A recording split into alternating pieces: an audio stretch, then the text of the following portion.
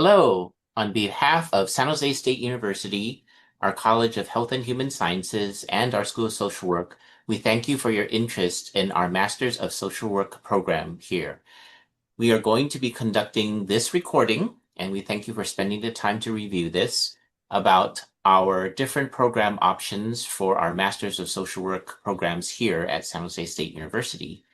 I'm Dr. Peter Allen Lee, and I'm currently the director of the School of Social Work and also a professor here. And I would like my colleague, Dr. Asha Thomas, to introduce herself. Application for the fall 2026 cycle. Thank you. So as we scroll through these different slides, of course, you can view the entire recording all at once. But the way that you can also do is where we won't be offended if you scrub through or fast forward, or some of you might be viewing it at 1.5 times or even 2 times speed. But we just want to make sure that you get this information for your consideration, and also some very important facts that you would have to consider as you are applying to different MSW programs. So as we are also doing this recording, we want to make sure that you are aware of other recordings that will give you a broader view and additional information on aspects of our program. There are 3 in particular that we would want to point your attention to. The first one is a recording on our advanced generalist perspective. And so what this means is that as an advanced generalist program, some of you might be looking for a program that focuses on clinical skills or macro skills or other types of specializations that you are interested in for a master's degree. We are an advanced generalist program. Our diversity model, and every program has a diversity model of some kind. Ours is called the transcultural perspective. If you would view that recording, please, you would get a better understanding about what our diversity model contains and why it's important to us and is at the heart of our mission. And finally, those who are interested in our online hybrid MSW program option, there is a separate informational recording specifically about that. And we highly recommend that you view that before you decide which option to choose or to come to San Jose State. The format of the informational session for 2025 is to remember that this recording is being made in the fall of 2025, but for folks who are interested in applying an entry into fall 2026. That includes our advanced standing program. For if you are admitted into our advanced standing program, you have to be prepared to be taking bridge courses in the summer of 2026. The information meetings are intended to be in a flip format, so we hope that all of you have been viewing this recording before you attend one of our Q&A sessions that are scheduled, that you can find on our website. And we hope that with that preparation, your questions and the answers that we provide will have greater context and meaning for you. There are some key considerations that we want to put up front, because these are the common questions that we get, and also some of the disconnects that our students that are admitted or are considering our program have when they're thinking about a Masters of Social Work program, not just ours, but any. So these circumstances have typically influenced the application to our program.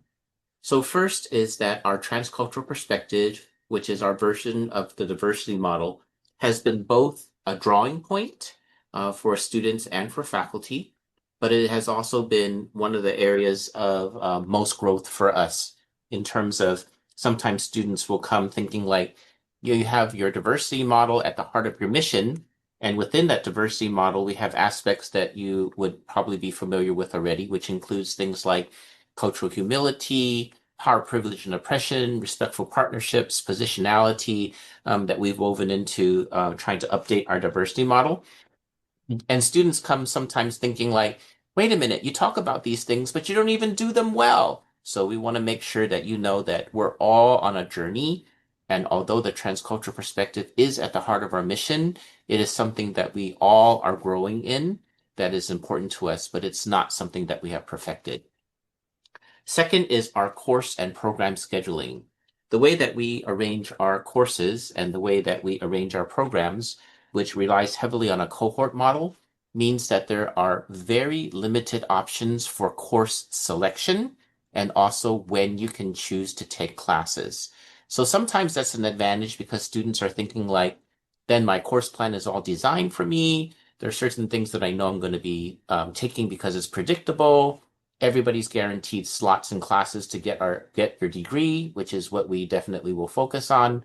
But then the downside is that if you're looking to customize your schedule or to pick all your classes and your professors, then this is not the program for you. It doesn't mean that we don't try to give as many options as possible and to try to work with students to give them some of the experiences that they are really desiring. But we are definitely more regimented, and we also have very prescribed course plans and the way that we schedule courses that you would need to consider that are more restrictive than perhaps other programs that you're looking at. Cost of tuition. Unfortunately, with the cost of tuition, with the expense of education, as well as what universities are going through, it is costing more to come to college and to come to graduate programs. There is also a price difference between our online hybrid program and our on-campus options. So we want to make sure that you understand that it is a serious financial commitment when you come to graduate school, and you can do your cost and comparison. One other aspect, Dr. Thomas, and then please chime in about these four aspects. So for employment, we definitely want to have our students have enough training and experience for employment, but we also want to make sure that you are responsible for learning as much as you can in your skills, developing your networks through your internships. Some of you are already working in agencies, social services, or nonprofit organizations. And so most of our students do find gainful employment or continue their employment and get raises as well as promotions. But you also have to realize that the employment market does change from time to time. There is still a shortage of social workers, but with the latest budget crisis, and of course, in terms of how federal government has changed some of its policies and its financial structures, you just need to be aware of how your employment opportunities may be affected. Dr. Thomas? Um, Dr. Lee, all these are good points. I just want to again focus applicant attention on course and program scheduling because that's where we get the most, questions or concerns. Like you mentioned, if you're planning to apply to our School of Social Work, I really want you to, go back, go to the slides and look at how the courses are scheduled and structured, right? There are specific days, there are specific timings, and we really don't have a lot of flexibility around that. There's 2 days, 2 to 3 days of field internship. You have to be able to dedicate that time 2 or 3 days a week. It's full day during regular agency hours. So when you're planning to start this application, I strongly suggest that you talk to your family, to your friends, your mentors, your colleagues, if you're in the profession already, and look at realistically how much time you have to dedicate to the program. And that's really an important consideration. And that also applies to the financial aspects, given all the federal and state changes in policy and even the increasing cost of tuition. I would advise you, we've given you a number of resources on the slide deck to go and check out each of those options, make your notes, and make an informed decision about the program you want to apply to. Mm-hmm. Mm-hmm. Some of the common questions that come up from students or situations is like, we didn't know that we were scheduled classes at this particular time, or we didn't know that we had to keep our daytimes free on certain days for internship, or you have to give me my course schedule because I have these other responsibilities. It's not that we're not understanding that there's different situations and different struggles that you are going through as well as all of us are going through, especially during these difficult times. But there's just a limit to how much resources we have, and that's why our flexibility in providing different kinds of options are limited. And so, as Dr. Thomas is saying, please consider carefully what the time commitment and the exact scheduling and the opportunities that we have available for you. Next slide, Dr. Lee. Yes, please. Yeah. So again, the other recordings that we have specifically on the transcultural perspective will go into this model in more detail, but we just want to give you some highlights that our program was first founded in 1969 as our MSW program. Our online hybrid program now is approaching its 10th year, started in 2016, and advanced standing started in 2021. All of our program and program options are accredited by the Council on Social Work Education, or CSWE, and we want to make sure that regardless of which school or which program that you're looking at in social work, you want to make sure that it is CSWE accredited.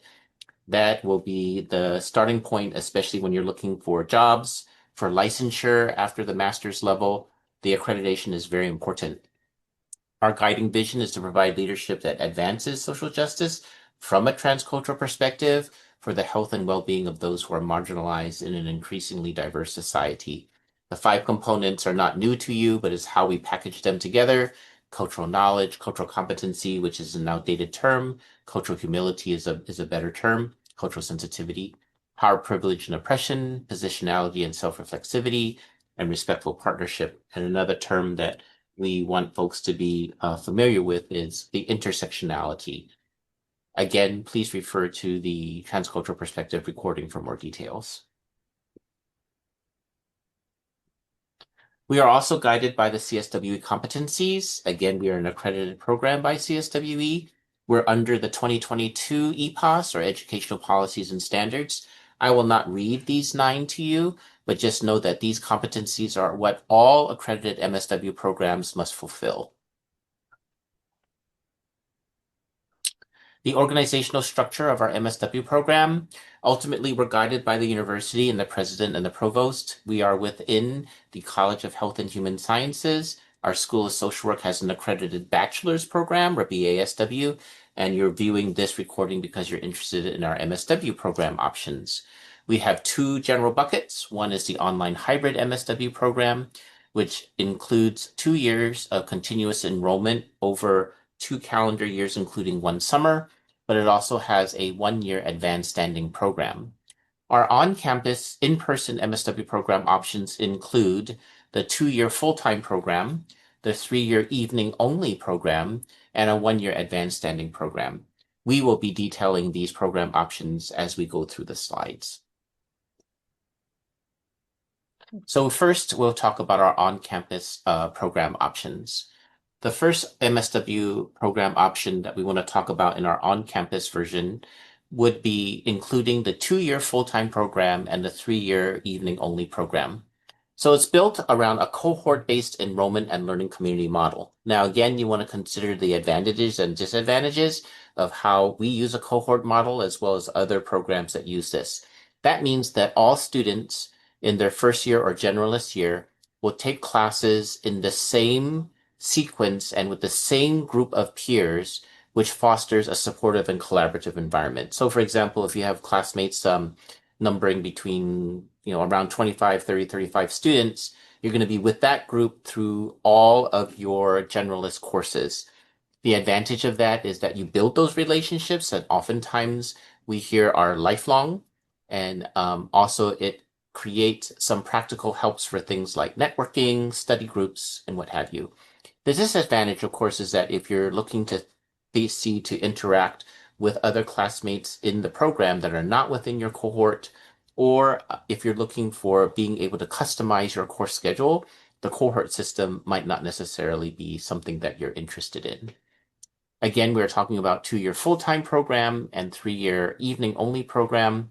We want to make sure that for those of you who are committing to 2 years, it is designed for students who can commit to a full-time schedule, full-time class schedule, as well as internship. The 3-year evening-only program is a flexible option that is starting in its 3rd year, but it's for evening and only focusing on children, youth, and families' area of interest. So if you're interested in areas such as behavioral health, if you're interested in, for example, earning your PPSC in school social work, then these are particular options that are not available at this time if you're thinking about 3-year evening only. We will talk about some exceptions as we go through the slides, but we want to make sure you know about that condition. And finally, we do have an advanced standing program for qualified applicants. Basically, what that means is that you have to have a bachelor's in social work. And also for our program, which is very competitive, you have to have excellent experience as well as excellent academic preparation for you to qualify for advanced standing in our on-campus program. Dr. Lee, I want to emphasize right at the beginning, and we'll go into the details later when we get to the program option, that although we say that the 3-year program is an evening-only option, From the second year, students still have to do internship on regular, business days of an organization, right? 2 or 3 days. So on those days, you have to be available in the daytime also. Just to emphasize that, and we'll discuss that when we come to that program option. Thank you, Dr. Thomas. So going into more detail about our on-campus 2-year program, in your generalist year, which is basically the foundation courses, students are expected to take generalist classes primarily during the day, anytime between 9 a.m. and 6 p.m. Cohorts are typically assigned classes on a sequence of Mondays and Fridays, or on a cohort on Wednesdays and Fridays. So you'll be placed into a course sequence in that fashion. So then on the other days, field internships are usually on Tuesdays and Thursdays during regular daytime agency business hours. When we talk a little bit more about field internship, the reason why we emphasize this portion is because when you think about the client systems and the communities that we serve, you have to be available when most of the clients are available and when agencies are running their business or running their operations and programs. So even though students might be interested in a weekend internship or an evening internship, we cannot guarantee any of that can take place. And we want to make sure, similar to what we said at the beginning of the recording, that folks understand that these are daytime commitments during regular agency business hours.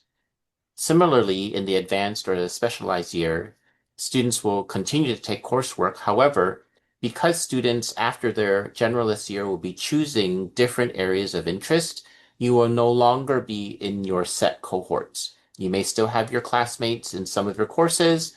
This is your opportunity to also meet other classmates that are within your area of specialization, while also retaining relationships from the previous year in the cohorts. So cohorts will not be used during the specialized year. Students must be available to take classes on Mondays and Tuesdays between 9 a.m. and 9 p.m. So this is very important because when you get into the final year of the 2-year program, you need to make sure you reserve Mondays and Tuesdays. Now, oftentimes students, especially if they have family obligations or work obligations, you need to plan ahead about making yourself available for these course times. What that also means is that your field internships in your specialized year will usually be on Wednesdays, Thursdays, and Fridays during regular daytime agency business hours for the same reasons of what we explained for the generalist year. In the on-campus 3-year evening-only MSW program, we wanted to make sure that we detail a little bit more about what are the requirements for that and some of also the parameters. So this is a relatively new program and is designed only for students, as of now, interested in the children, youth, and families area of interest. Now, the reason why we're only focusing on the children, youth, and families area of interest instead of expanding to our mental health area of interest or our health and aging interest is because of the number of students we currently have in this program option. As we increase the number of students, we might be able to open up more electives during those evening hours, but right now we are only able to offer the required courses to fulfill the children, youth, and families area of interest for your MSW degree. The scheduled classes then are typically held in the evenings, 6 p.m. to 9 p.m., on Mondays, Tuesdays, and or Wednesdays. It is typical to have 3 classes, as many as 3 classes during the semester during your first couple of years, and then down to 2 classes, but remember you are adding internship. Students will take those 2 or 3 generous classes per semester in the first 2 years, and then in the advanced year, 2 advanced classes per semester in the 3rd year. Your internships are required in the 2nd and 3rd years of the program, which means that in your first year of the program, there is no internship yet. Again, these internships are held 2 to 3 days a week during regular daytime agency business hours. And we would just refer to you again to Dr. Thomas's comment about even though it's called evening only, that pertains only to the traditional type of classwork. Your internship hours are during the regular agency daytime hours. Please remember that students interested in other areas of interest or training programs must be available for daytime classes, and you have to design your course plan to be approved by the school advisor, who is currently Dr. Thomas. So it's not that you cannot be in any of the other parts, but it is very difficult, and we must be pre-arranged to make sure that the student is available and understands the requirements and some of the restrictions about if you're trying to deviate from the children, youth, and families area of interest. The third option for the on-campus is the advanced standing program. So what this means is that, first of all, folks who qualify to apply for advanced standing, you must have a bachelor's of social work degree from an accredited university. You also see on our website and the application that we're requiring particular prerequisites, meaning you should have an A or an A minus in all of your core courses in social work. And then also you should have significant internship experience, which is usually started off in your bachelor's program. But oftentimes the folks that we admit into our advanced standing program also have significant professional or work experience in addition to the internship hours that they would have accrued in the bachelor's program.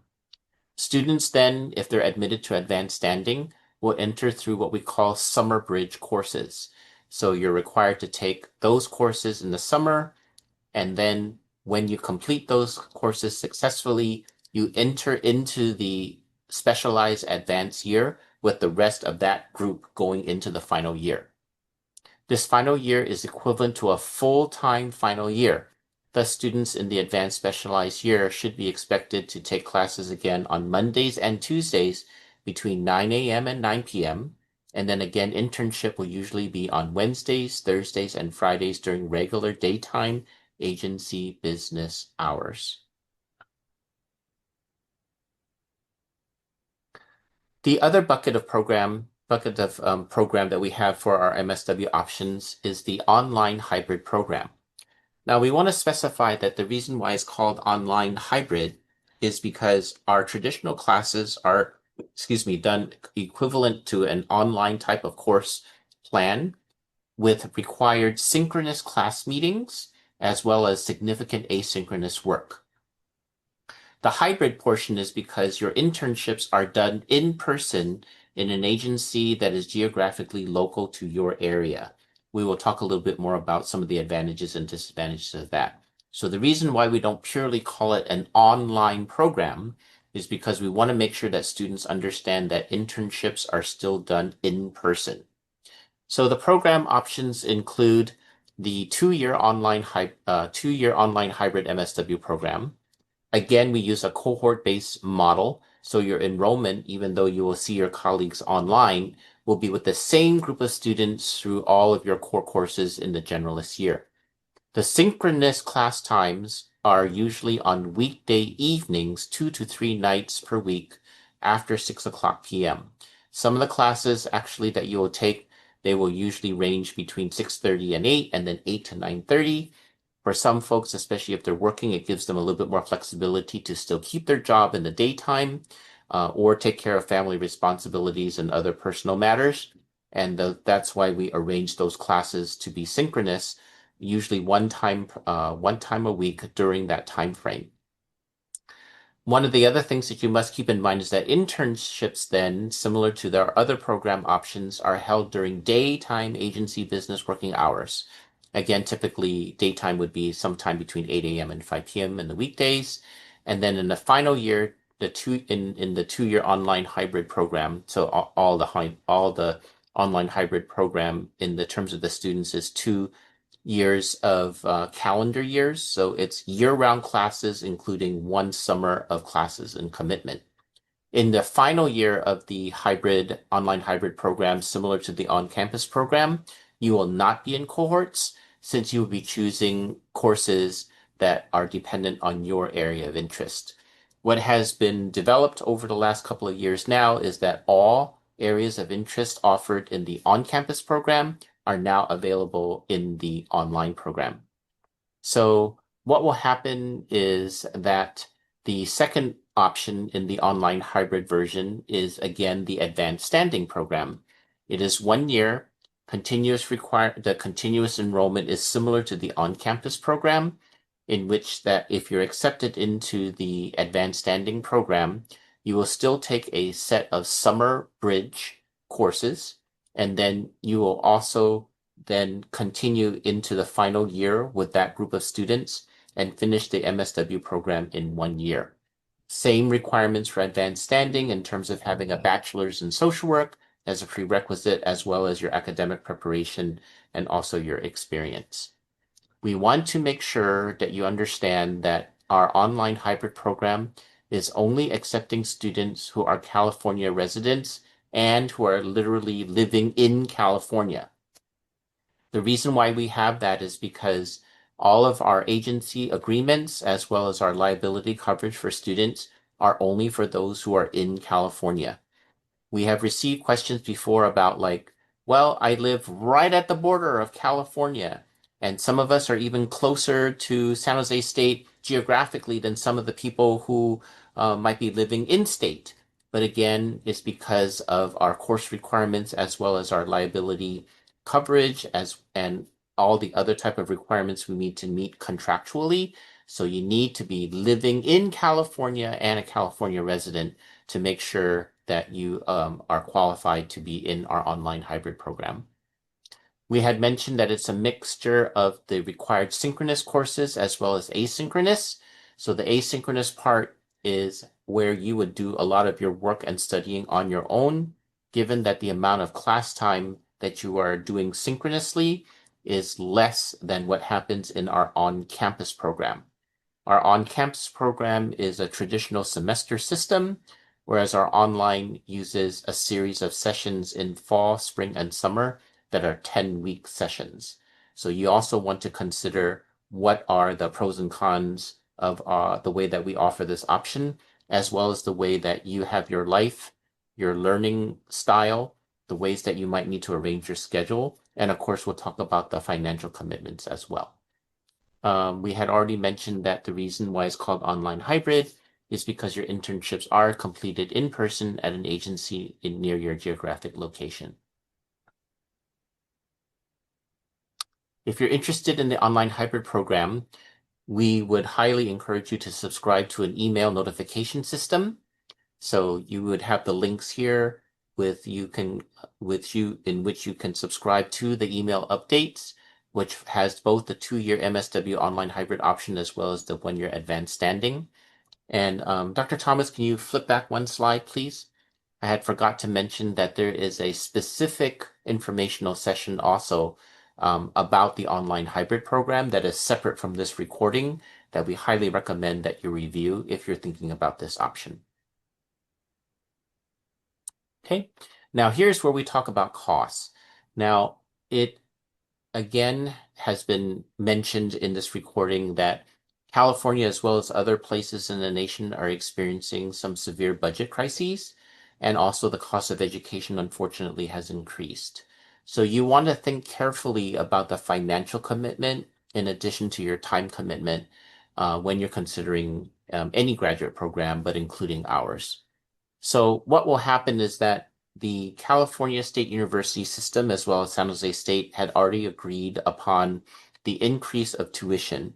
And so the outline and the details of how the tuition for our online hybrid program is increasing is detailed here.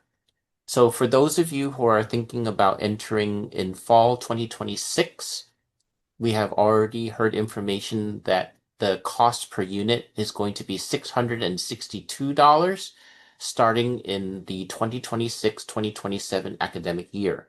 So if you start in our online hybrid program in the fall of 2026, $662 per unit. Then when you get into your second year, that cost increases to $695 per unit. And if for some reason you are thinking about applying the year after, or if you need more than 2 years to complete the program, the cost goes up to $729 per unit, starting in academic year 2028-2029. Now, these fees are also subject to change. We hope that we're able to give you as much predictability so you can plan ahead, but these are the costs that we have for the information at this moment. You also have to remember that going through the online hybrid program, there are certain restrictions. For example, not all of the financial assistance is available for online hybrid students because of the way that the program is funded through the state. Again, the informational session that is specifically for the online hybrid program is something that will have more information and details about this. We realized that San Jose State is not necessarily the most expensive, but it's also not the lowest cost option as well when you research. But we want to share with you where we think the context of what we charge and what we can offer so that you consider which MSW program might be right for you.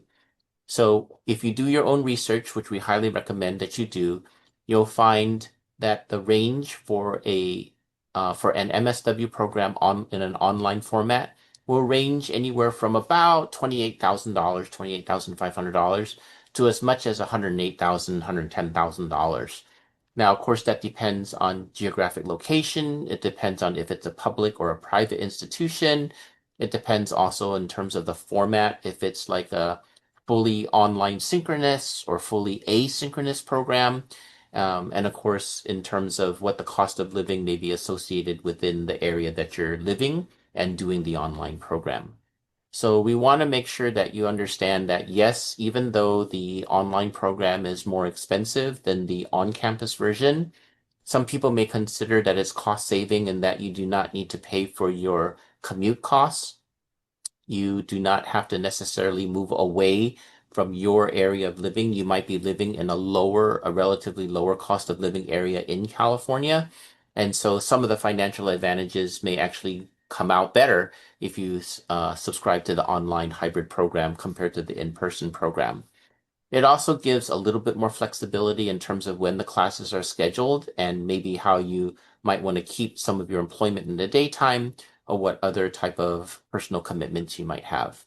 Now, remember that for any of the financial information that we're sharing with you, they are subject to change. It's best to look at the bursar's office or the websites for the financial costs on each university website that you're visiting. San Jose State has such a website that you can visit.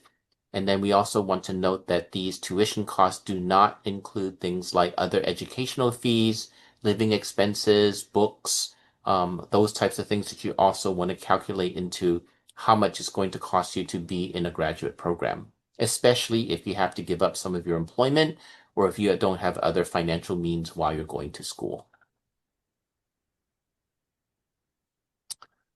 Now, in all of our program options, except for advanced standing, which skips the generalist year, we have basically the generalist year, which is the foundation classes, and then we have the specializer advanced year.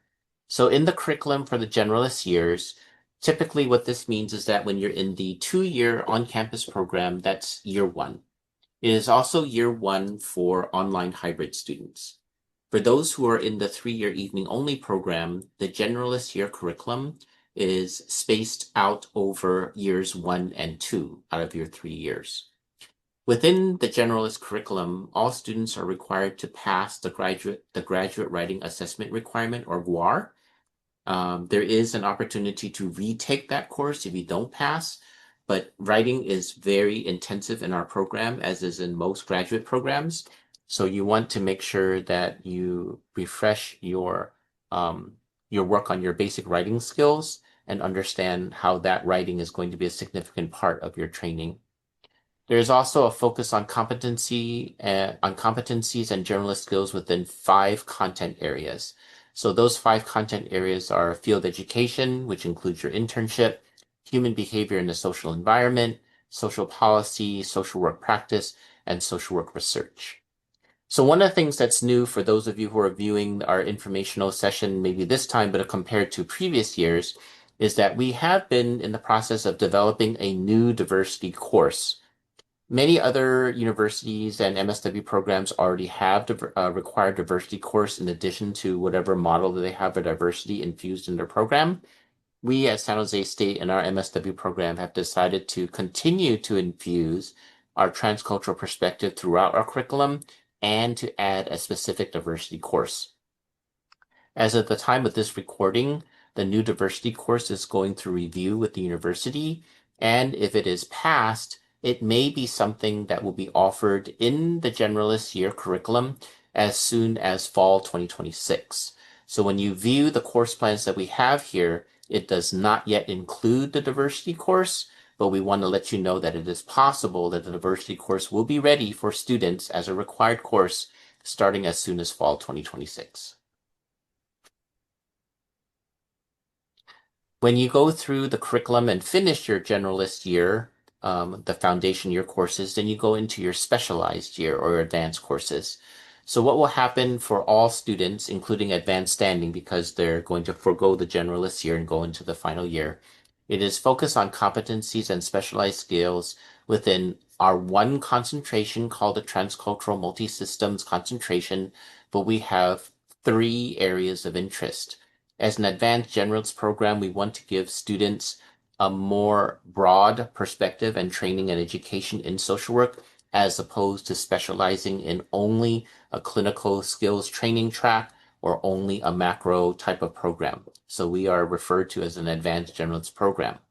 So when we have our 3 areas of interest in which you can think about some specialization in here, those 3 are mental health, which includes some areas of training in behavioral health, children, youth, and families, which can include school social work and child welfare. So some folks who are interested in earning their pupil personnel services credential or Title IV-E and the child welfare training program. Technically, they take most of their courses in children, youth, and families. However, remember that we had said in the 3-year evening only program, it does not mean that you can automatically have classes available to you for the PPSC and Title IV-E.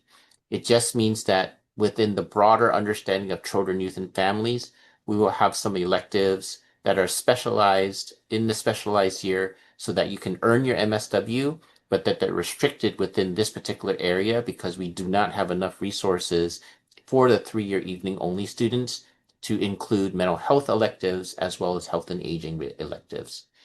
And the third area of interest is in health and aging. So we want to make sure that depending on which particular course MSW program option you choose, you understand what is actually available to you and what are also some of the limitations and restrictions. So when we think about the format of the on-campus and online hybrid programs, the GWAR, or the Grading Assessment Requirement, is required as a course called 200W for both the on-campus and the online hybrid program options.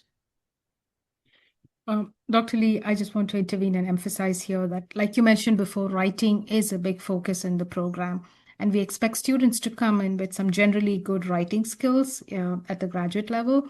So if you feel that you're quite not there as a prospective applicant, we strongly encourage you to prepare for this. There are many online, fairly good writing courses available at reasonable cost. Consider enrolling in one of them, while you're applying to the program and while you're waiting for the admission decisions. Also, you can look at some of the programs in community colleges. They really do have strong strong writing programs. Consider enrolling in one of them. So you come in feeling a little more prepared as you go into this 200W course, because, the standards for 200W course, even in terms of a passing grade, is quite different as compared to other courses. Thank you, Dr. Thomas.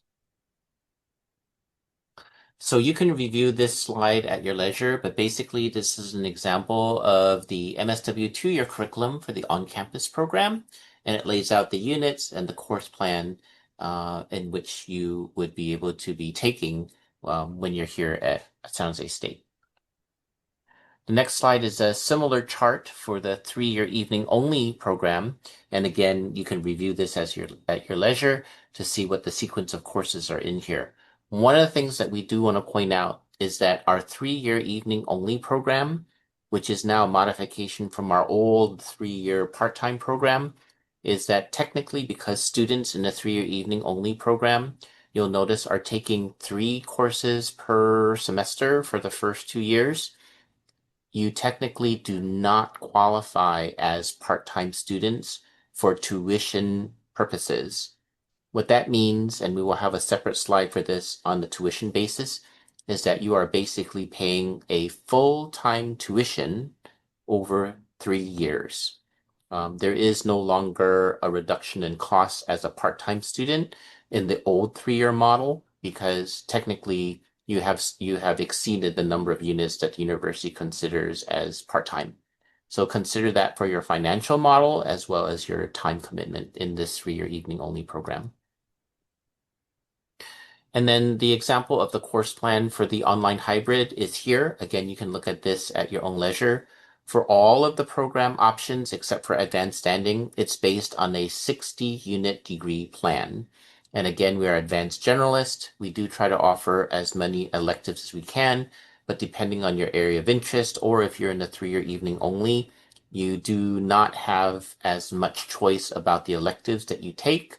We do guarantee that students will get placement in the necessary number of units to graduate on time, but you might not necessarily get your first choice of the electives that you're hoping to get. Continuing on to the next part is, again, going through the course plans. And so we're going to be talking in more detail now about advanced standing. So remember, advanced standing is only for those students who have a Bachelor's of Social Work degree. And in our program, it's an application process to make sure that you have fulfilled an excellent level of preparation, both in your academics and your experience, in order for you to be accepted into our advanced standing program, because you are foregoing an entire year of internship and you're also skipping over the generalist year courses, the foundational courses. So Summer Bridge, then, for those who are accepted into advanced standing, either in the online program or in the on-campus program, means that you start your class work before your final academic year or your one academic year, and is called Summer Bridge. You're required to take 3 courses. The first one is the writing course or the GWAR course. The second one is a course which integrates theory, practice, and field education. And the third course is a refresher about research design and analysis to prepare you for the capstone that happens in the final year. These courses, and you can look at this in more detail on your own. Social Work 215 is the Integrated Theory, Practice, and Field Education course. 243 is the research course. 200W is the writing course. And you notice that according to these 2 columns, whether you decide to go into advanced standing in on campus or online, those sequence of courses is the same. And then the graduate writing requirement is part of the for all students, even though you're skipping the generalist year, every advanced standing student still needs to take 200W. In terms of advanced standing on both of those options, they both forgo the generalist year. Bridge courses are included, GWAR is included, and in a specialized year, you still have the option of those 3 areas of interest.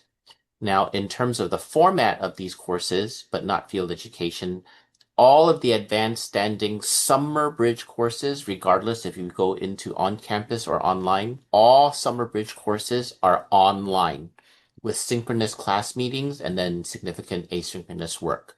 However, what happens is that if you choose the on-campus in-person version, after you finish Summer Bridge, which is online, you go into the final year in the on-campus and in-person class format. When you do the online hybrid advanced standing, you continue your online experience in classwork with both synchronous sessions that are required and then asynchronous learning on your own. And remember, though, that after you finish Summer Bridge, you go into your final specialized year with the courses continuing online. Advanced standing, also, you have to remember that there is no concurrent PPSC option. What that means is that if you're interested in earning your Pupil Personnel Services credential and you're in advanced standing, that is not possible. And the reason why it's not possible in our program is because there are specific internship requirements that require 2 years of internship-specific experiences. And of course, if you're in advanced standing, you're foregoing that first year of internship. So that's why the PPSC is not offered as a concurrent option in advanced standing. However, we do have a post-master's PPSC program. So if you decide to do advanced standing and you still want your PPSC, you can come back and do that post-master's. Title 4E or the Child Welfare Training Program option is also not available in advanced standing. The Spanish language counseling proficiency is available for both on-campus and online. One of the things that is on this slide that we forgot to edit out is that we no longer offer the exam option for the Spanish language proficiency. You must take the course. That course is called Social Work 224, but that course is available for both on-campus and online MSW students now. And again, there is no exam option for the Spanish language counseling proficiency. PBH and APS, they stand for these particular workforce training programs that we have. So public behavioral health, adult and aging services, and adult protective services is available for both the on-campus and the online hybrid program. The SCOE or SCCOE, which is Santa Clara County Office of Education program, is unfortunately slated to end in 2025. So at the time of this recording, it is active with hopes of it being renewed, but the chances of it being renewed because of government and federal funding cuts is probably unlikely. So PBH, we're hoping to continue for one more year at least. APS, again, hopefully to be continued.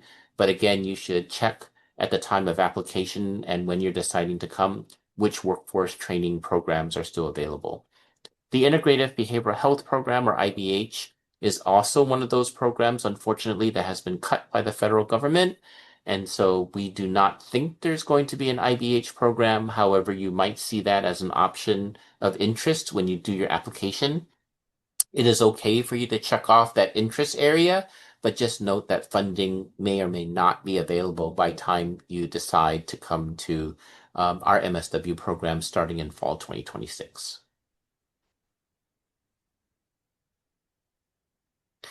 Oh, did I skip? Okay. No, that's right. Okay, so when you're thinking about the advanced standing program in field education in the on-campus program, because you're joining your colleagues who are going to be in their final year, you're responsible for 630 hours of internship.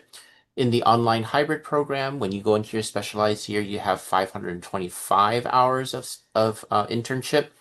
The reason why there's a difference in those two is because of the format and the way that we supervise internship in the format of those two different programs. But again, both of those programs are accredited by Council of Social Work Education. So even though the hours are different, both fulfill the minimum requirements for accreditation. So if you're thinking about, doesn't seem logical that those two would be two different numbers, but again, that would be part of your choice. It doesn't mean that you can't do more hours than are actually listed here, but you cannot do less than what we have as a condition in here. If you're also thinking like, I have to think about how many hours I can actually spend in internship, that might also help you in your decision of which program option you're thinking about for advanced standing. Okay.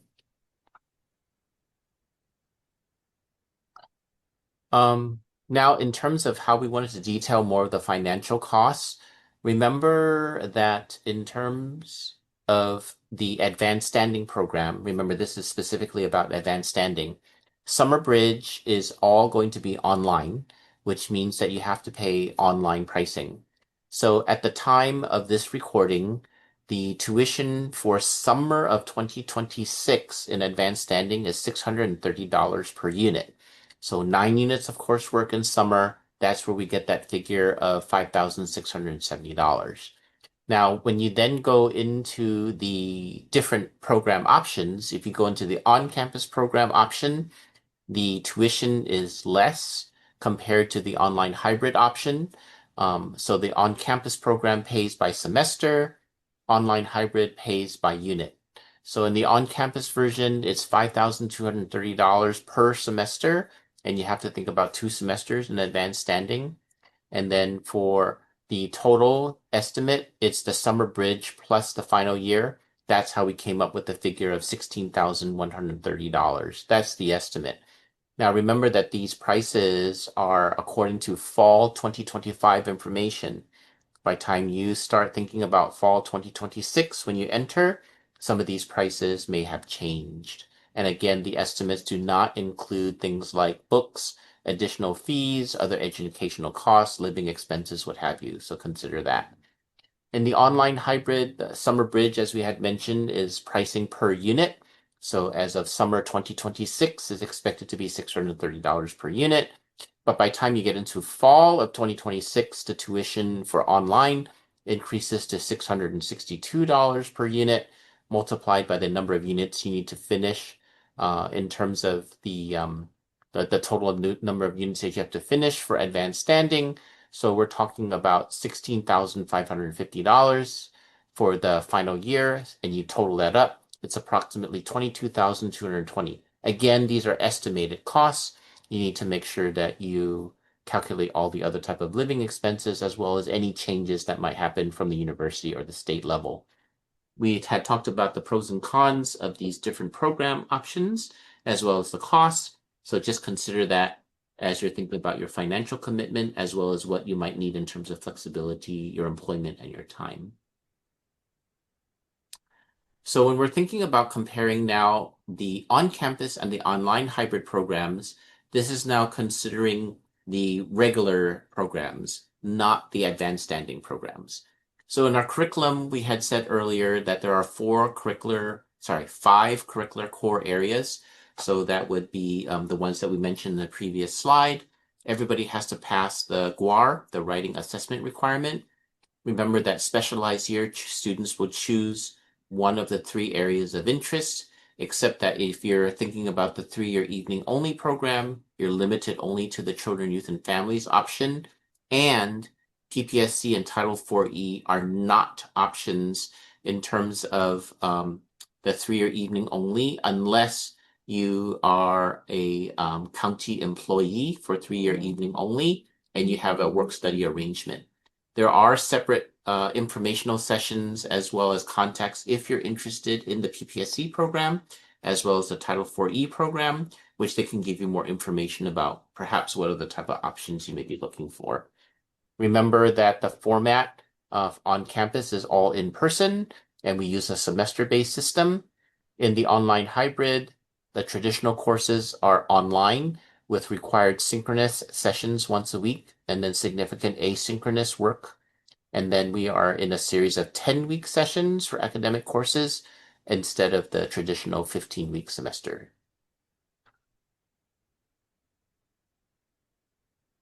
So additional curriculum, we had alluded to some of this in the earlier parts of the recording. Currently, the public behavioral health program, the workforce training program is still active. We're hoping that to be active for another 2 years. Adult and Aging Services, Adult Protective Services, or AAS/APS, is currently running this year. By time academic year 26-27 comes, when you're thinking about starting the MSW program, we are hoping that this funding will still be in place, but that is still currently being negotiated. The Integrated Behavioral Health Program, unfortunately, is going to be ending. We're hoping to be funded again in the future, but we are not sure that this will be available for fall 2026 or 2026-27 or 27-28 students. So that's why we put the asterisk there about the status of these workforce development programs will depend on available funding. As we continue to discuss our additional curriculum, the Title IV-E Child Welfare Training Program, so that should be a training program in there. So what will happen is that Title IV-E does have another application process to make sure that students who are interested in that will be qualified. It is mainly for on-campus program students. There is a quote-unquote part-time option for qualified current county employees. So in an earlier slide, we had talked about 3-year evening only program students. They generally have to be county employees in order to qualify for part-time IV-E.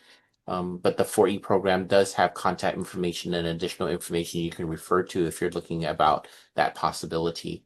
There is a pilot going on for some online hybrid students to be eligible for Title IV-E. Again, the IV-E coordinator can help you with that. We are looking at a new option for juvenile probation. Again, referring you back to the 4E information, and that is linked there at the bottom on that last dot point. Going over the PPSC or the Pupil Personnel Services credential, this is for California residents only because each state has their own school social work type of process. So if you're thinking about a PPSC, remember that it's particularly for practice in school social work in California.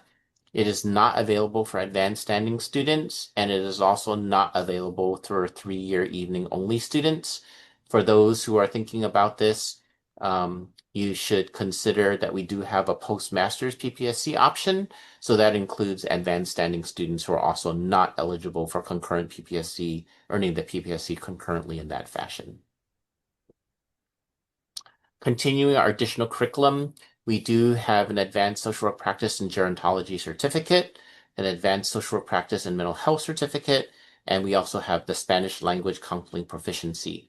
So we apologize for some of the information that might be not quite consistent in the earlier slides, but we want to reiterate that the only way currently for you to earn this Spanish language counseling proficiency is by taking the course. The course is available in our on-campus version as well as our online version of the MSW program. The exam option is currently not available. So when we look at this chart, it's basically the same kind of outline as what we had said in narrative form earlier in the recording. So what you can do is you can compare and look at these two columns and see what type of additional curriculum, training programs, and credentials are offered in these different options.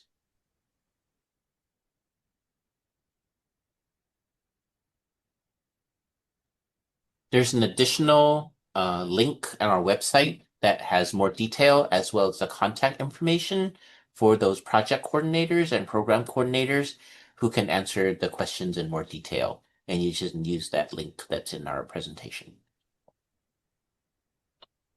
So field education has its own portion in our presentation because it's very important to recognize that it is a key component of our MSW program, actually in any MSW program.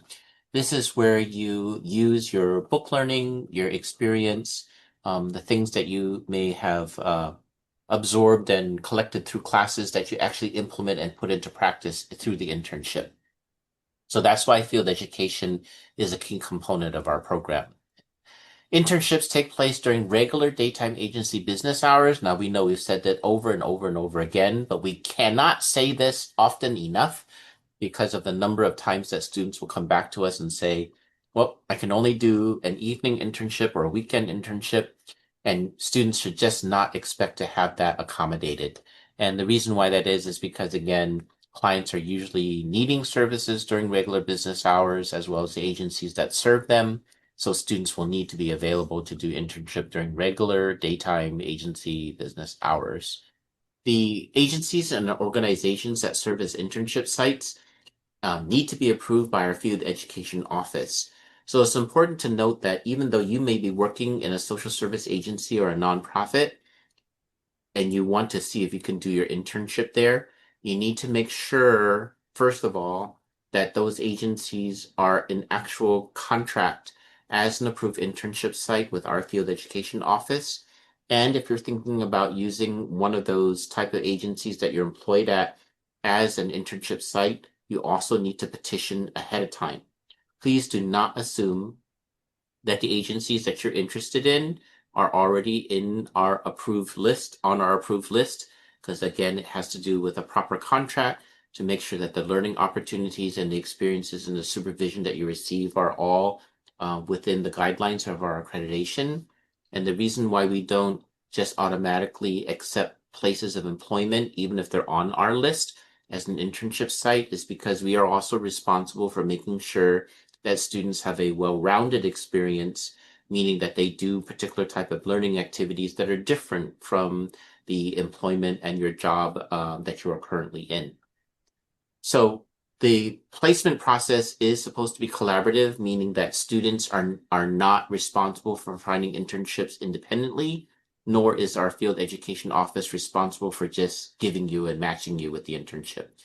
Through the process of placement, including field internship fairs, interviews, investigating the different type of agencies that we have. It is a collaborative process between the student and the agencies under the direction of the Field Education Office to try to have students placed in good internship sites in the 2 years that they have to do internship. There is a wide range of field education opportunities. However, some geographic areas do have more limited options. So if you're coming from a rural area, if you're coming from an area that does not necessarily have as dense of a population, the type of agencies or organizations that are available for internship are just relatively more limited. So you want to consider carefully, even if you're thinking about our program or another MSW program, see what type of internships are available through that program to make sure that you can actually get a viable internship while you're in the MSW program. And that is why we have that last dot point there, which says internship placement is not guaranteed. In some cases, internship placement can be delayed. So there's various reasons why internships can be delayed. One is the one that I just mentioned, which is just a limited number of agency options for internship that are around your geographic area. There is also sometimes agencies that require background checks or they require some type of vetting to make sure that whatever clients that you're serving do not conflict with whatever type of background experiences that students might have. So in some cases, it has delayed internship as well as the degree plan. And in some cases, students have not been able to continue in the MSW program because either they couldn't pass a background check or because there just weren't enough agencies viable for internship in their geographic area. So again, please consider these things as you're applying to MSW programs. Continuing on, there are some particular personnel and terminology that we want you to be familiar with. So the field instructor is going to be the supervisor at the agency in which you have your internship. The faculty field liaison, or the FFL, is the San Jose State faculty person who is responsible for the connection between the university and the agency, as well as the person who leads your seminars when you're going through field education. So the learning opportunities here include preparing students for practice from a transcultural multi-systems perspective. As we had mentioned, the transcultural perspective is our diversity model, but we also have this advanced generalist perspective, which is why we are multi-systems. Most of our internships are direct service experiences. We do have some opportunity for indirect or macro type of service experiences, and we're continuing to expand and develop these, but most of them are direct service. So students will ask at this point sometimes about, well, I want to have clinical experience, or I want to learn how to do counseling, or I want to learn how to do particular type of therapy modes. We definitely have internships with several agencies, including mental health clinics, hospitals, behavioral health service agencies, nonprofits, culturally specific organizations that will offer a very wide array of these types of direct practice experiences, including clinical work, including types of therapy, as well as working with particular systems of clients. And as I mentioned, some macro experiences if you're interested in things like management, administration, public policy, those types of things. But you just want to remember that as an advanced generalist program, we do not want you to think that we are only going to be teaching particular types of skills or that we are a clinical program, although we definitely offer internship experiences that will include that. So again, as you're researching different MSW programs, think about what type of coursework and what type of experiences you're looking for, and that the match is appropriate for what you are desiring from an MSW program. Internships, again, we have mentioned this, are in person, including in the online hybrid program during regular agency business hours. Dr. Thomas, how many times have we said this? Seems like a lot. Yeah. Yeah. We still get questions about this, Dr. Lee. I didn't know that. Yeah, okay. So the reason why Dr. Thomas and I are laughing is because you would be surprised how many times students will just not realize or remember this. So we need to tell you, right? You got to be available for daytime and weekday agency hours for your internship. So if a student does have a health concern related to in-person internship, this is primarily, especially when we experience COVID. There have been very, very rare exceptions in terms of where we have to design an online or a virtual internship. But folks, please do not expect that as automatic or as a default. It is an in-person internship experience. We will try to work with folks, but again, please don't expect that coming in. All the internships are in person. All students are now required to complete 1,050 hours of internship over 2 academic years. The ratio of those internship hours, year one, year two, is different for the on-campus as it is on the online. But we want to give you some context about this. San Jose State used to require 1,200 hours of internship. And then when COVID happened, internship was just not quite as possible. We are also listening to feedback from students as well as agencies about what is more realistic, how to help students understand how to get good experience while understanding the responsibilities that they have outside of school. So currently we're at 1,050 hours. You might also want to compare how many hours of internship that you're looking for or that are required across different MSW programs, but our number right now is 1050. Remember that there can be additional fees for things like supplementary technology, internship supervision support, onboarding requirements. Some agencies require outside background checks, especially for hospital health situations or schools. Immunizations and vaccines are required, and sometimes other supplementary documents. These are not covered in your tuition fees or in any of the fees that we charge. So you want to be ready for some of these types of additional fees. Now, when you interview and you match with an agency for an internship, they should be transparent about what these fees will be. So when you're interviewing and when you're asking about which agencies you're interested in and what you might be charged extra, ask about what other fees may be. From experience, these fees can range anywhere from $50 to $400 per student. And again, it just depends on what the agency's requirements are for these other types of conditions that they have. And we just want to reiterate, placement is not guaranteed. And we had already explained in a previous slide about why students may not match well with an internship or even be prevented in getting an internship quickly or even delaying graduation. So the hours in the schedule, you could look at how these are broken down. On-campus program, 2-year, 3-year, as well as online hybrid all have the 1050 for the required hours, just that the ratio is different. 420 and 630, first year versus second year in the on-campus options, and then the online hybrid, it's split in half at 525 for each year. Now remember that these are minimum hour requirements, not maximum hour requirements. Again, when you do the interviews with the agencies, you want to ask them what is their expectation. Some examples of this is that some of the agencies might have extra training available or extra training that they want their interns to do, which requires more time. There's some internship agencies that are also requiring or asking students to stay over a particular schedule. So, for example, it's common that schools that will last until June, they might ask interns to do additional internship hour. That is beyond the scope of what the school will manage because of liability type of reasons and the way that we can supervise students. But we want students to understand that these are minimum requirements and hours, not maximum. So you just need to make sure that you understand, again, when you make your commitment or before you make your commitment to your agency for the internship, ask these questions and make sure you understand what the expectations and the parameters are. At the bottom of each of these columns, you'll see that internship cannot conflict with class schedule. So we've also had some situations where an agency will say, well, we have this specialized training that we want our students to go through that happen on the weekends or happen in the evening.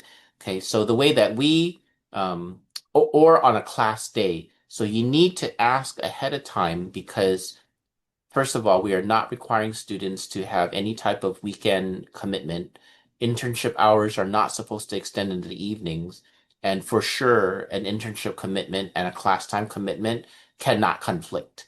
So you need to make sure you know your class schedule as well as your internship schedule. Our program is also quite large. So for us to be able to check every student's schedule, we need to rely on the agency and the student to work with us to make sure that however you arrange your schedule, you know the commitments that are required for your class time and your commitments that are your class commitments that you're responsible for your class time as well as your internship.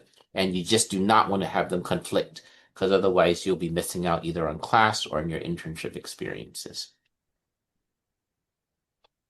The estimated program costs. Okay, so now we're talking about, again, the on-campus and the online versions. So the on-campus version is by semester, and you can check the bursar's website. As of fall 2025, these are the costs. $5,230 per semester. So for a 2-year program, that's 5,230 times 4. That's where we come up with the $20,920. Remember, we had said earlier that the 3-year evening only program does not qualify for part-time tuition. So you're basically paying the same $5,230 per semester, but over 6 semesters, right? That's 2 semesters per year for 3 years. So it's a total cost of $31,380. Now, those prices do not include other types of living expenses, books, other types of things that you might need to pay for. And at the time of this recording, this is a fall 2025. So if the state decides to raise the tuition, again, that's why we say these as estimates. Now, the online hybrid program, we had mentioned that there's progressive increase in tuition per unit. So when you think about it, it's $662 per unit when you start in fall 2026. And then in fall 2027, did I get that right? Okay, on the slide here, I think there's a typo. Yeah, so there's a typo in the slide, folks. We apologize for that. So when you start in fall 2026, oh, Yeah, sorry, Dr. Lee. okay. When you start in fall 2026, it's $662 per unit. So you're in your first year, 2026, 2027. When Yeah. you get into your second year, it's fall 2027, spring 2028. Do I got that right, Dr. Thomas? Yeah, spring 2028. Yeah. So you have to remember then the cost per unit goes up from $662 per unit to $695 per unit. So when we did that estimated cost for the first year plus the increased cost for the second year, that's how we came up with a total estimated cost of $40,000 and $40,545 for a total of 60 units. Phew. Now we know that 40 grand, well, even the 31 grand and the 20 grand, that's no small chunk of change, right? It's unfortunately it's expensive to go to school. But where we want you to consider this is whether your financial situation is such where you can afford to come to school. And also if you do a cost analysis compared to other public university MSW programs, online programs, and also private school programs. And as we mentioned in a previous slide, there are less expensive tuitions at other programs. And we urge you to consider, whether or not you want to go to those as well, because it's goodness of fit, right? But we also want you to realize that there are programs that are about the same cost as ours and some that are much more expensive.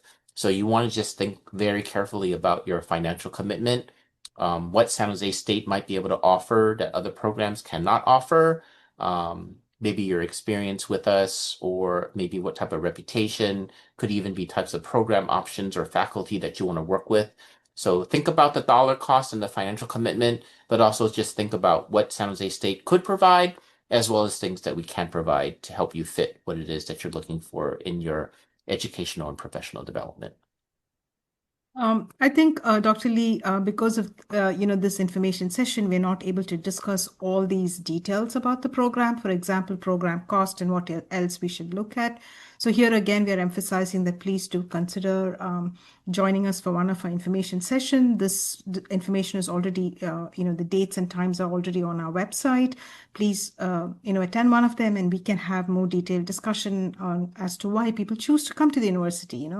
Like Dr. Lee said, it's quite a big chunk of change, right? But still, we have many applicants who seek out the School of Social Work and want to join us. And these are some of the details we can look at and even talk about during these sessions. Thank you. Okay, so program orientation, all students, including online students, will have responsibility for required reading and preparation assignments over the summer. For example, writing skills review, as well as some literature that we want folks to read so that they understand a little bit more about the context of what we're discussing, not only in orientation, but in our program. All students are required to come to orientation, including online students. This is an in-person event. We're not exactly sure about the format and the length of the orientation, but from recent history, it has been a couple of days and usually on a weekend so that online students can travel to San Jose State for this. Again, pros and cons you can discuss about sometimes, hey, I signed up for an online program. Why do I need to come in person?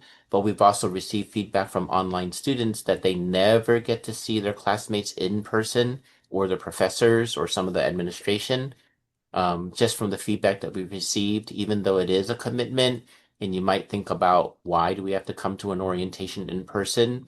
In general, the reaction and the reception to this has been positive because it's an opportunity for you to network in person, to meet other folks, and to start off the MSW experience in this positive way.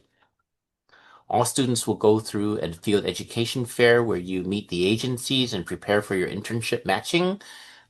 These field fairs for the incoming MSW class usually happen in late May or early June. For the online students, if you're geographically local and you can come to the in-person version of the field fair, that would be highly recommended. For those who just cannot make it here geographically in the online program, there is a virtual version of the field fair. Is an MSW program right for me? So we want to again reiterate that this is a significant commitment that you're making. So we want to make sure not only that you have an appreciation and passion for social work and the social work profession, but you have to think about that you're going to be interfacing with clients and client systems. And that includes things like economical, social, emotional, psychological, and physical challenges. And we do get a fair number of students who apply to the program, come to orientation and start, and then they just realize, oh my goodness, I did not realize that it was going to be this difficult. We often get students who come into social work because they just have a heart for people, which is very admirable. We also have folks who have had previous experience themselves with social work, and some with trauma or some with challenges, and they want to give back. Again, all very admirable. But you also have to think about what type of challenges might occur when these types of situations now you have to work with at a professional level. So this can bring up some reoccurrence or remembrance or re-traumatization of your situation. It could bring up some very strong emotional, psychological reactions. And quite frankly, some students are just surprised. Hey, now that I'm in it, I didn't realize it was going to be this difficult. So we want to make sure that you understand that this is hands-on work, and that you need to be ready for that. And as we had mentioned multiple times, there's a significant commitment of time and resources towards school. And so it's not a program, not just our program, but any graduate program. You can't think of it as, yes, we understand you might want to get the degree so that you can get a good job or get a raise or get a promotion, that whole thing. But it does require a significant amount of studying, a lot of work in terms of the writing and the preparation, and a significant amount of internship time. So we're hoping that you're not coming here just to check off the box and to fulfill the list of requirements and to earn your degree, but to really get something substantial out of this in your experience. Aligned with the mission of the social work profession, we are here to enhance human well-being and to help meet the basic human needs of all people. with particular attention to the needs and empowerment of people who are vulnerable, oppressed, and living in poverty. And that's no small calling. And so we want to make sure that it's not just these particular type of decisions that you're making for your career, but that you really understand the embodiment and the commitment of what it means to be in an MSW program. Okay, so to help with your financial planning, these are additional offices that you can consult. The bursar's office.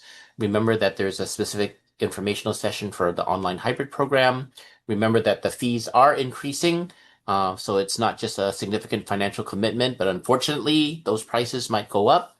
And then we do have a financial aid and scholarship office to offer financial planning and support. There are particular web pages we want you to be aware of. So the MSW admissions webpage, you can find it on our website.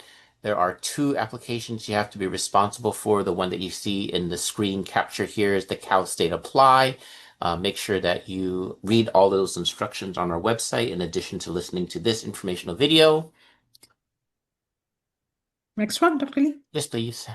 And then remember that they're in addition to Cal State Apply, that's just one out of the 2 applications. So in addition to Cal State Apply, when you go to that website, you will also see when we activate the link is an MSW specific application. So there's the Cal State Apply or the university level application, and then the MSW program application, which is the school level application. Please apply early, especially for Cal State Apply, because you need to have your SGSU ID in order for you to finish the MSW application process, right? Dr. Thomas, they have to have it to start or to finish? To finish. To finish, that's right. Okay, so you can still do the 2 applications concurrently, but in order for them to be complete, you need to have an SGSU ID assigned to you through Cal State Apply. So for some folks who wait till the last minute, they don't get their ID in time. So that's why we say, please allow 5 to 10 business days for SGSU to email you your SGSU ID number.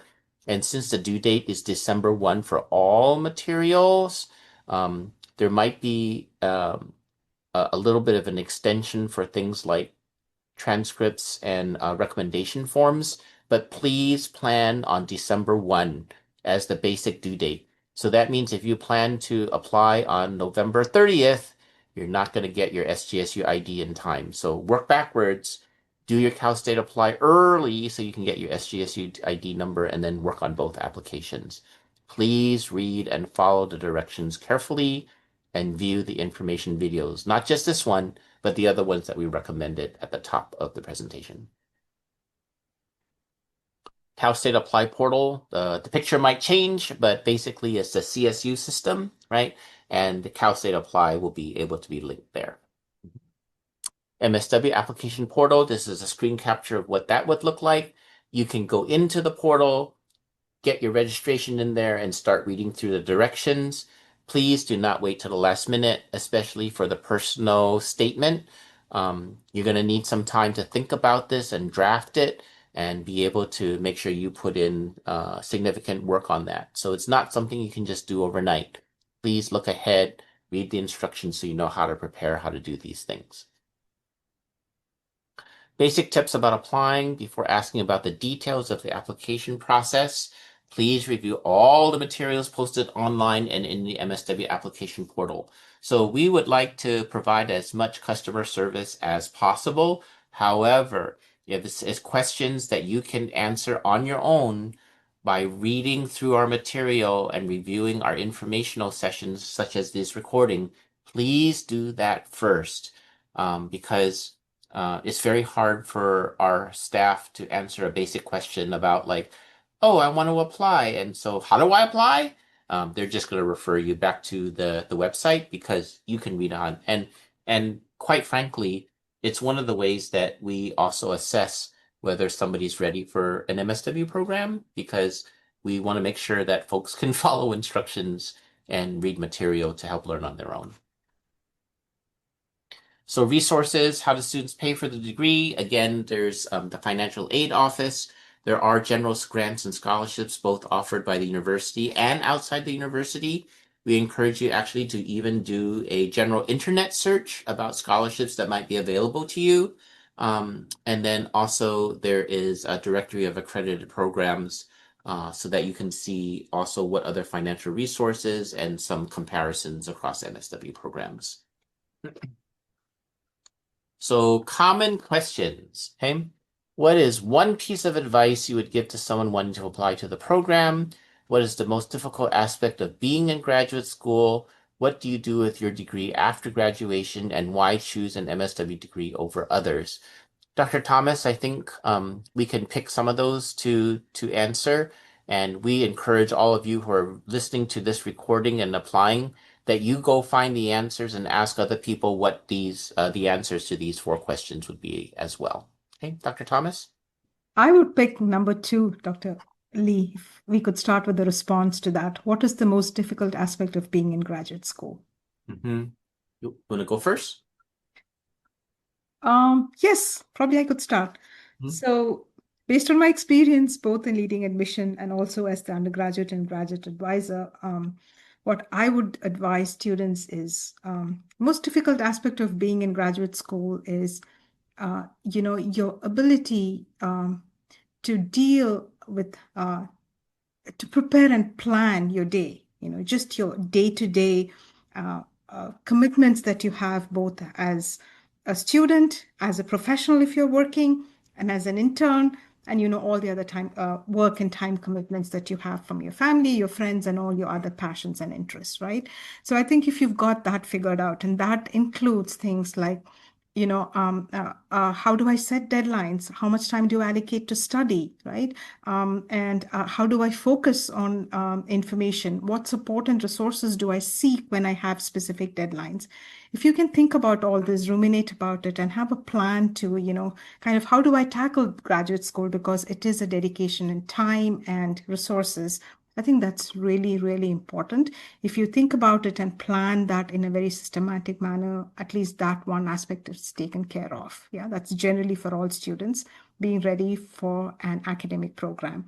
It requires critical thinking, it requires planning, it requires that you know how to, locate, store, and retrieve important information and, plan for deadlines.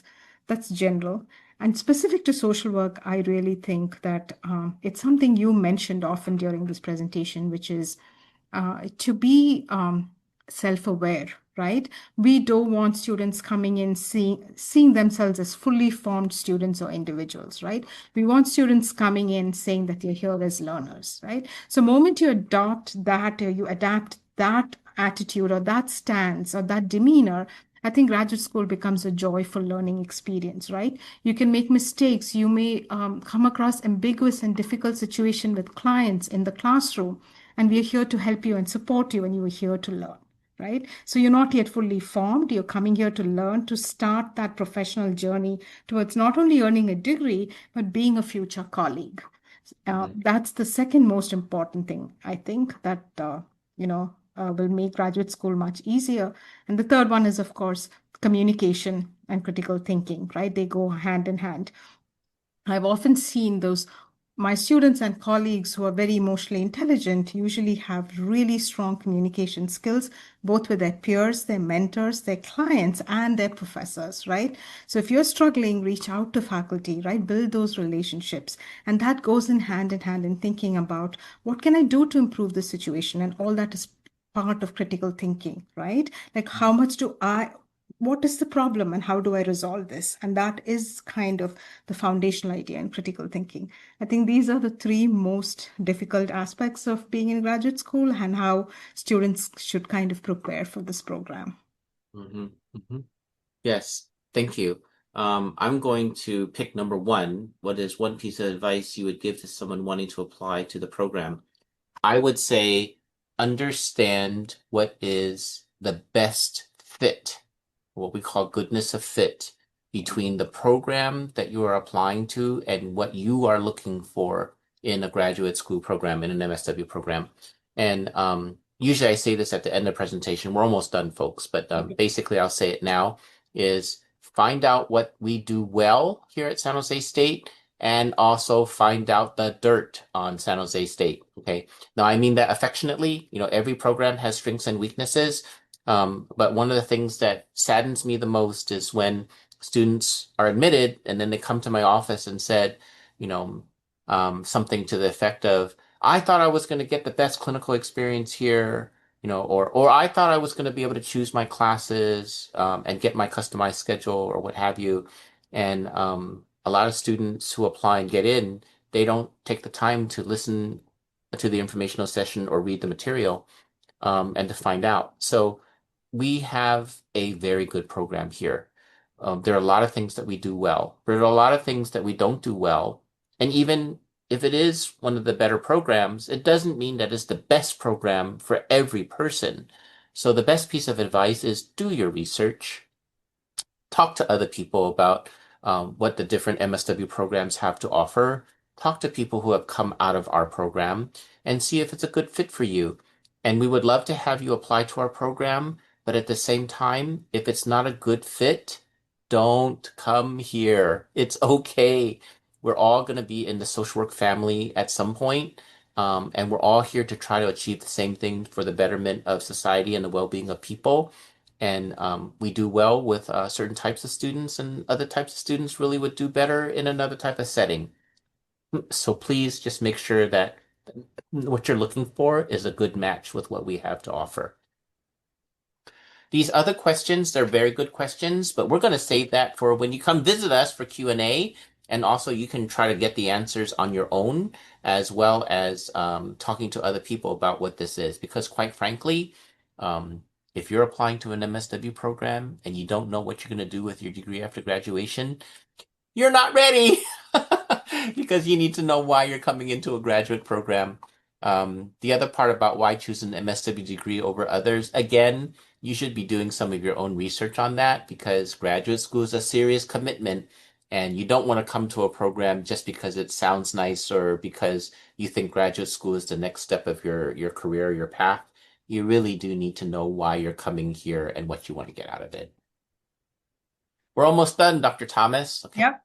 So some of these we're just going to answer very quickly, but again, it's information that you can find on our website as well as coming to our Q&A. So how do I apply? When does the application cycle open? Soon. So as the time of this recording, we're hoping to launch at the beginning of October.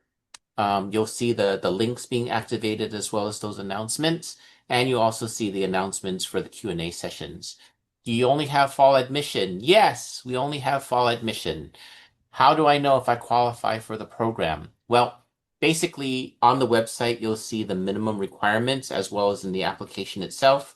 You'll see the minimum GPA required to apply. There is no minimum experience, but then the more experience that you have, the better chance you have to get in. And in terms of, I'm missing one. GPA, quality of the quality of your personal statement, as well as your recommendations. Okay, so what we do is read those basic requirements to apply, and then anything that is within your power to increase. So if you're still in school, try to get the best grades possible. If you're lacking or feel you don't have that much experience, continue to accrue experience, pick your recommenders well, and start early on your personal statement and read and follow the directions, please. I think that partially answers the part about qualities we look for in a successful student, because Dr. Thomas had mentioned that as part of her answer to the common questions. Is there application assistance? Yes, but only to a certain degree. We do not prefer that people ask us to walk you through every step of the application, because again, part of it is you being able to be independent enough to read the instructions and walk through it. If there's a technical difficulty or something happens, of course you can call the office or email us and let us know what the specific problem is, and then we will be able to assist you. What is the acceptance rate? It really varies by year and the number of applications that we receive. In some years, we receive over 850 applications and admit about 150 or so. But we are also on a growth trajectory. So we're thinking that we're trying to admit about 200 to 225 students to start in fall 2027. Fall 2026. Um, so the acceptance rate really depends on how many applications we receive in that pool. But we are trying to admit as many as 200 to 225 students in fall of 2026. Can current BSW students apply for advanced standing? Absolutely. We would just ask for your updated field evaluations and then your updated transcripts. So you still can apply as long as you meet the basic criteria for application. How competitive is the advanced standing program? Here at San Jose State is extremely competitive. Um, Out of transparency, we've had the advanced standing program for 4 years now, Dr. Thomas, right? Yeah, 20, yeah. This And is we get about 40 to 50 applications for advanced standing per year, and we admit an average of two or four, 2 to 4. Okay. And I don't mean my chuckle, I don't mean it in that fashion. Why I'm chuckling is because people would say, well, why are you even offering advanced standing and why are you admitting so few students? Remember that you're skipping in advanced standing an entire year of internship and an entire year of curricular and instructional exposure. So we want to make sure that whoever we admit into advanced standing, by the time they graduate in 1 year with their master's degree, that they're ready to go out into the profession. Um, Again, out of transparency, there are many, many other MSW programs that offer advanced standing. So if that's really an option that you need, again, look for goodness of fit. We just want to make sure here at San Jose State that if a student is going to skip an entire year, we want to make sure that they're qualified and be ready by the time they graduate in a year. 4E, there's a lot of good opportunities for 4E. I would say that it is also competitive, but we're looking for more folks who are interested in child welfare. The student body is very diverse, also being in one of the most diverse areas in the country. And that's not just by ethnicity, but it's also according to other cultural identities and characteristics. You can look at the San Jose State University website to find out what kind of diversity that we're talking about, but we do have a very diverse student body. And our students in the on-campus program all expected to be on campus? The answer to that is yes. So there's not particular versions of online or asynchronous learning, asynchronous online learning for on-campus students, because since COVID has pretty much been managed, everything has been back in person for a couple of years now. If you're looking for a distance learning or a virtual experience, apply to the online hybrid program because all on-campus program activities are in person and on campus, except for internship, which would be at the agency that you match with. Dr. Thomas, do you have any last advice here? Um, I think we've covered everything here, Dr. Lee. In the interest of time and also the length of the video, I would say that we have a number of resources on the page on the website. So please review all of them specific to admissions also. So for example, we have a video on how to write a strong personal statement. We have a video on what do we look for in a strong application, and those are relatively short videos. Please view all of them and prepare yourself before you begin the application process. And also please consider joining us for a information session, and those have already been scheduled, and we have all the information again on our website. Mhm. Thank you. So on behalf of Dr. Thomas and myself, we want to just really appreciate that you have lasted this long. If you've listened to the entire recording, we also want to remind you that there's going to be particular aspects that you can go back and review. Hopefully you press pause and review some of the information and read for yourself. Again, this is only one of the informational informational sessions in which you can find information about a program in general, reminders about the other recordings and the other information that we have available that you should also refer to. So on behalf of San Jose State University, our College of Health and Human Sciences, and of course our School of Social Work, thank you for considering our MSW program, and we hope to see you apply, and we hope that we can be part of your educational and professional journey. Thank you very much. Thank you. Thank you, Dr. Lee.